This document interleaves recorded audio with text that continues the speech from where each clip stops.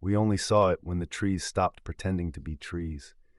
The old folks say it like a joke. Chuckle, keep your feet off Whitlow's porch, kid. But the cabin on Barlow Ridge isn't a joke. It's a black square between the pines, a smudge on the map since 1909, when the Whitlow family hammered it together at the very edge of where the logging road gives up. By Christmas that same year, the Whitlows were gone. No boot tracks in the snow, no bodies, just a table still set and a kettle hissing itself dry. After that, people went missing every few years like clockwork. Not in town, not on the highway, just anyone who got near the cabin.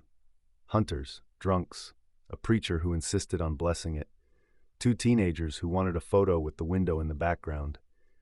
The sheriff called it accidents. The old folks said the woods were tired of being asked. I went because I'm bad at not knowing. My brother Eli didn't come back from a hike in September. We found his pack snagged on a blackberry vine, and his phone dead at 3% with 12 photos of the same stand of trees. The last one blurred like his hand had been pulled. Search parties beat the brush until the brush beat back. By October, they left us casseroles in silence. On the morning I chose to try, the fog lay so low the power lines wore scarves. I took our granddad's jackknife, a cheap flashlight, and a can of spray paint I'd planned to use for arrows on the way out.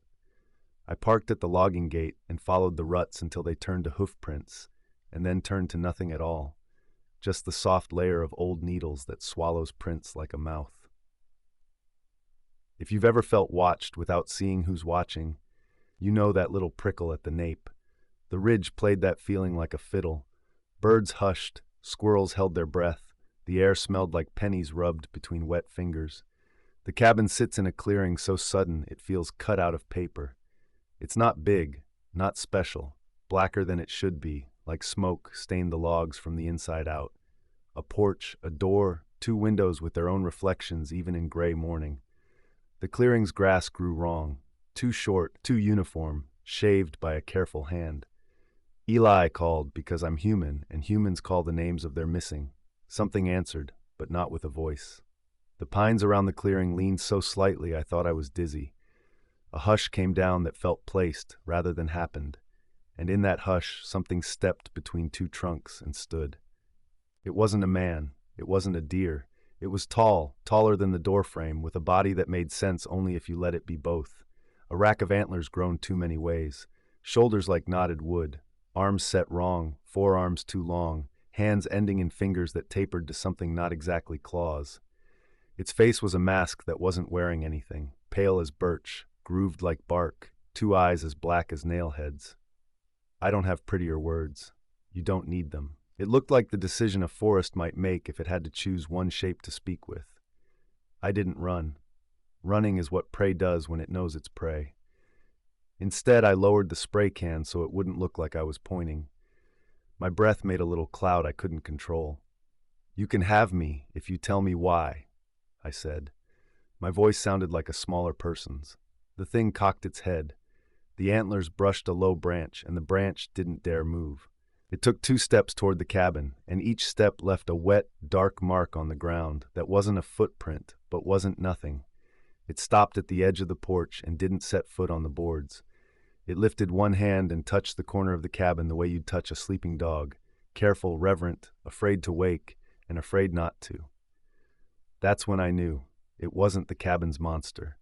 It was the cabin's guardian. It turned its head back to me, slow as sap. It didn't speak with sounds, it spoke with the woods. Branches clicked like teeth.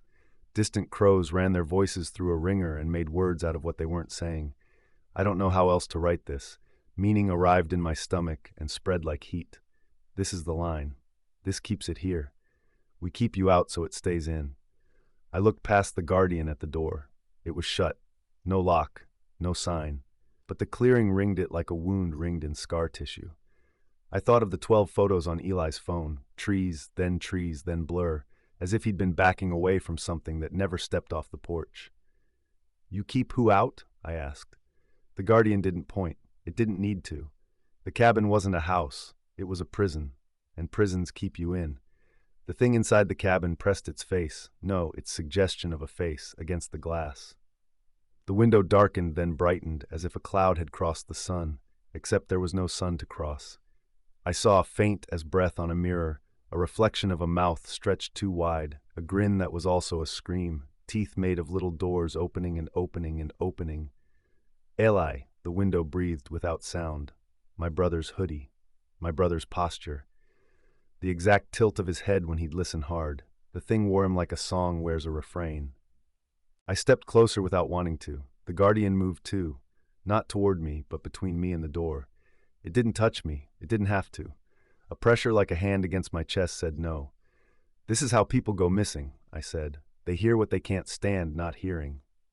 The guardian tipped its antlers toward the ground.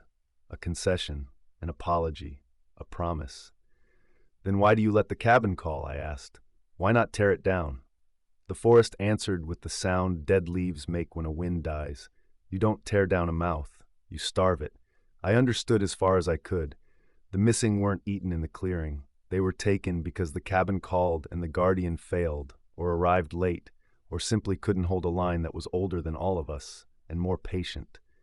It kept most of us out most of the time. That was the work. The work is never clean. Show me, I said, how to leave without taking it with me. The guardian's head turned to the path I'd come down. For a second, the fog thinned in a narrow ribbon between the trunks, like a vein showing under skin. The message arrived. Walk backward. Don't turn your back on it until you can't see it. Don't say its name. Don't take anything from the ground. Not a pine cone, not a twig, not a story. I took 3 steps back. The cabin leaned, very slightly, the way rooms lean in nightmares. Eli's shape in the glass shrugged our family shrug. My throat tried to make his name, and my teeth wouldn't let it. I kept my eyes on the guardian's mask. On the 4th step, my heel slid on wet needles. A reflex jerked my gaze off the mask to the dark at the window. The thing inside knew the instant it had me. The glass bulged like breath against a balloon. The door sighed as if remembering how to open. The guardian moved. It didn't leap so much as arrive. Antlers struck the lintel with a crack. Its arm went through the space where a man's would break, and it didn't break. Claws that weren't claws dug into the door and held it shut with a sound like 100 nails complaining. The face that wasn't a face turned to me and made the only sound it ever made, a dry, hollow knock, like knuckles on an old table. Go. I went. I walked backward until the cabin was a square of darker air. I kept going until it was a pinhole in a curtain. I kept going until I stepped on something that clicked and almost fell, and didn't, because my whole body wanted to keep the rules more than it wanted balance. When the trees finally stitched themselves closed between me and the clearing, my knees failed the way a door fails when a hinge gives. I knelt in the needles and threw up nothing but fear. I don't know how long I stayed there. When I could stand, I turned around and walked out like a person who had never even heard of a cabin. The fog thinned. The world refilled with ordinary sounds. The complaining chatter of a squirrel, the far hiss of the highway. Someone had spray-painted a smiley face on the logging gate years ago, and it looked obscene. I told no one what I'd seen. What would I say? There's a thing in the woods that loves you the way a seawall loves a town, by breaking itself instead of letting you drown. My mother needed casseroles and lies, not a new religion. The sheriff needed to stay useless in peace. So I carried the truth around like a coal in my pocket and stopped wearing headphones on walks because I never wanted to miss the sound of the woods going quiet again. A week later, a hunter posted a blurry photo online of something tall between 2 pines. Comments called it Photoshop. One man said it looked like kudzu on legs. A woman said it was just a stump and everyone needed to touch grass. No one mentioned the cabin. No one ever does for long. Your mouth forgets what your bones remember. And if the trees stop pretending to be trees, if they lean in and hold their breath and something tall steps out to stand between you and the door, thank it. The way you thank a stranger who puts an arm out when you're about to step into traffic. It isn't there to be loved. It's there so you can leave.